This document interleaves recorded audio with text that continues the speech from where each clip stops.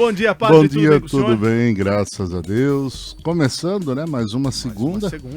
Terminando o ano, já estamos em fevereiro, 21 de fevereiro. Nossa, olha, mãe do céu. Como 22, né? Passou, que é uma coisa. De novembro, né? Novembro. Não de fevereiro. Eu já tô contando que já passou o carnaval. Eu acho que eu já até sei mais ou menos o que a gente vamos discutir hoje. Bom dia, padre. O que vamos debater, então? Olha, eu acho que hoje nós temos aí uma série de assuntos interessantes que a gente poderia propor para refletir hoje de manhã.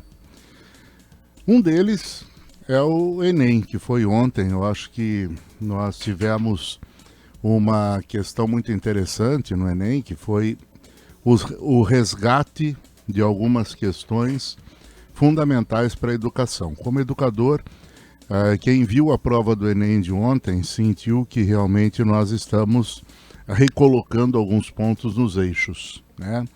A prova deixou de ser uma prova meramente voltada para as questões ideológicas e passou a ser uma questão mais cultural. O próprio tema da redação, que é a questão da invisibilidade diante do mundo de hoje, colocando principalmente essa questão da falta de acesso aos serviços públicos, da falta de segurança das pessoas quando não tem esse acesso adequado, né? A temática da redação achei muito interessante, tirando um pouco aquele viés que antes vinha apenas dos ativismos ideológicos, né? Vamos falar de negro, vamos falar de homossexual, vamos falar de cultura de gênero, e acabou enveredando para isso como se a educação fosse fazer um ativismo ao invés de fazer uma entrega realmente da questão cultural. Eu acho que isso foi muito interessante e nós precisamos rever a educação dentro dessas bases mais sólidas que trabalham fundamentos, porque quando você tem princípios e fundamentos, todas as questões cabem dentro desses princípios e fundamentos. Agora, quando eu deixo de lado a discussão do fundamento e vou trabalhar apenas a questão do imediatismo local, eu começo a fazer proselitismo, eu começo a fazer a defesa de bandeiras ideológicas ao invés de defender aquilo que é o fundamento. Quando eu tenho fundamento, eu sei que eu tenho que respeitar a pessoa, pouco importa se ela seja negra, homossexual ou o que for. Se eu tenho fundamento, eu sei que eu tenho que ter ética para poder desenvolver uma cultura social adequada. Agora, quando eu fico só em cima de defesas de bandeiras ideológicas, fazendo esse proselitismo ideológico, eu acho que isso é muito sério. Então, pela prova de ontem, pelas questões que nós tivemos, dá para perceber que nós estamos tentando fazer esse esforço para recolocar a educação nos trilhos, defendendo questões fundamentais, básicas, e não os imediatismos ou os modismos de tempo que nós estamos tendo. Acho que esse é um primeiro ponto. Um segundo ponto, que hoje nós precisamos começar a pensar, é olhar um pouco para esta realidade do Covid que está vindo aí, a quinta, a sexta onda e ninguém sabe o que é isso. Né? Olhar a Europa, alguns países já estão assinando de novo os decretos do isolamento social. A Grã-Bretanha ontem colocou algumas restrições sérias, a questão da movimentação, alguns países falando em voltar ao fecha tudo, né? E isso está preocupando. Por quê? Porque a gente está vendo que, primeiro, a Europa não levou a sério a vacinação. Eles não levaram a sério a situação, muita gente não se vacinou. No Brasil, muita gente vacinada, é um dos países que tem o maior índice de vacinação, apesar de termos algumas vacinas que, por mais que a comunidade científica não queira que fale, são vacinas suspeitas, que só foram aplicadas aqui no Brasil, né? Nem no país que fabricou ela, ninguém tomou essa vacina.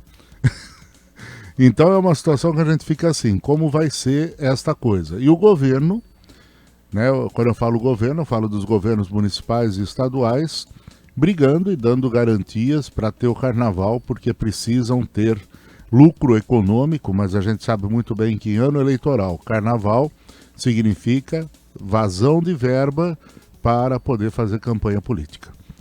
Então a minha preocupação hoje, aqui no Brasil, é essa. Nós não estamos levando a sério as consequências da pandemia. A Europa está se fechando de novo, o vírus continua circulando e circulando com variantes muito grandes, muito fortes. Você abrir carnaval no Brasil é trazer esse povo para cá, como foi há 2 anos atrás. O Brasil não tinha nenhum caso de Covid registrado. Mas o governo do estado de São Paulo, por exemplo, comemorou que em 2019 foi o maior carnaval da história. 15 dias depois do carnaval, os hospitais começavam a ficar lotados porque o vírus veio de fora, entrou no Brasil e foi uma maravilha. Rio de Janeiro, mesma coisa.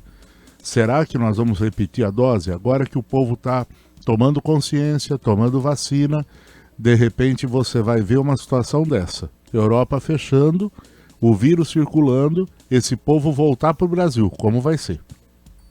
Né? E eu quero só ver como vai ser e como vamos nos comportar diante disso. E é ano eleitoral, né? Então a gente precisa tomar muito cuidado com essa questão. Então eu queria começar a semana, de um lado, vendo, a meu ver, este ponto positivo, que foi a questão do Enem mostrando realidades fundamentais. Eu acho que isso precisa ser ressaltado. Para a grande imprensa isso não é bom, porque eles estão no ativismo ideológico muito forte, né? Vale mais dizer de outras coisas do que falar disso. E a questão do carnaval, que está sendo defendido aí por emissoras de televisão, por potências que estão tentando achar um caminho de ganha-pão e de desvio de verbas públicas para ano eleitoral. Comentamos isso na semana passada, né, Tony Machado? Esperamos que não estejamos assistindo o reprise de uma novela. A minha preocupação é essa.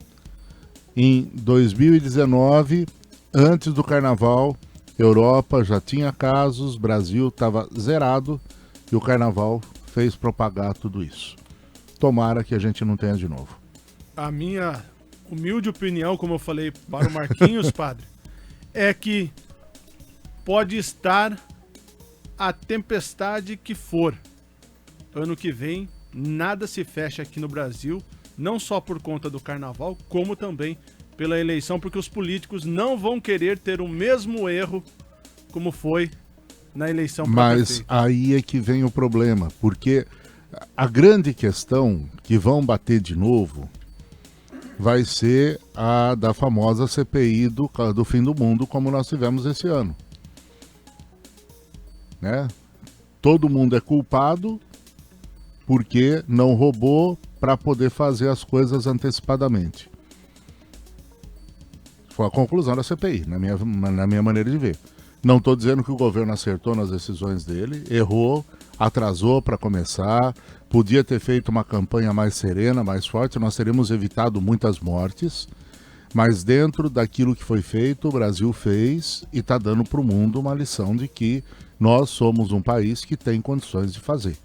Inclusive dando a oportunidade para trazermos lá de fora, né, aqui pro país, o povo lá que não tem para onde ir, onde se divertir no carnaval, tá propondo aí. Então, não, mas aí que vem, quer dizer, então, o meu medo é esse, quer dizer, você solta uma situação dessa, você vai ter de novo toda essa briga política e vai começar aquela história.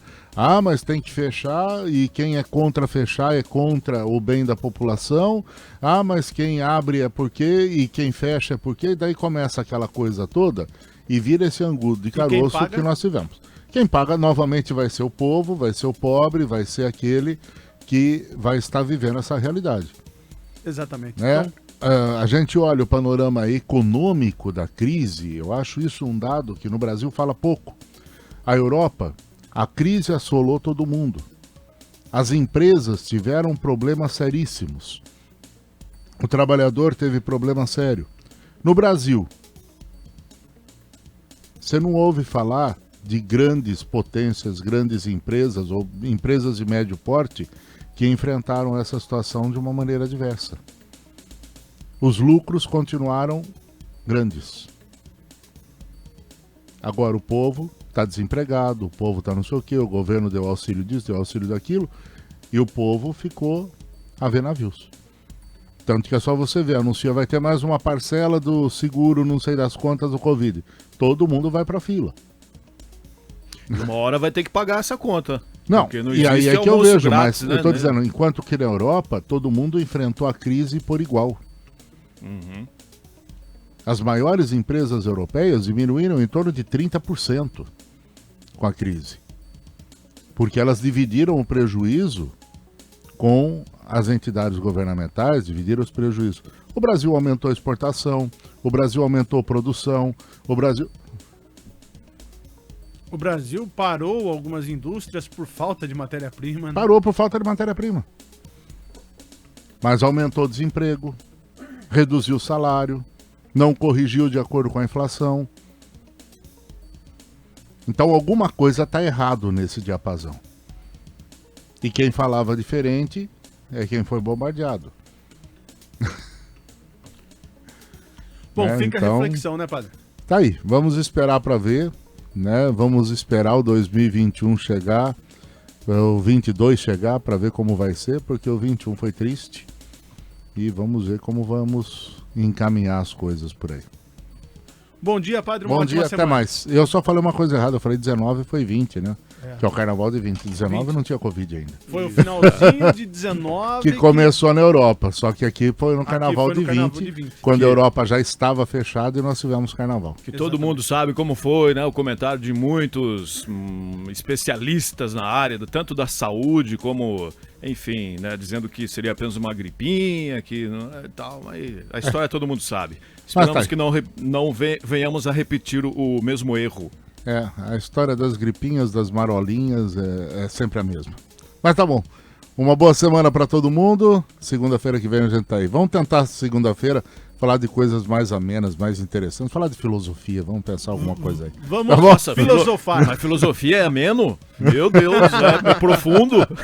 Mas leva a refletir sem ser tão direto como nós somos hoje. Também. Tá bom? Até mais então.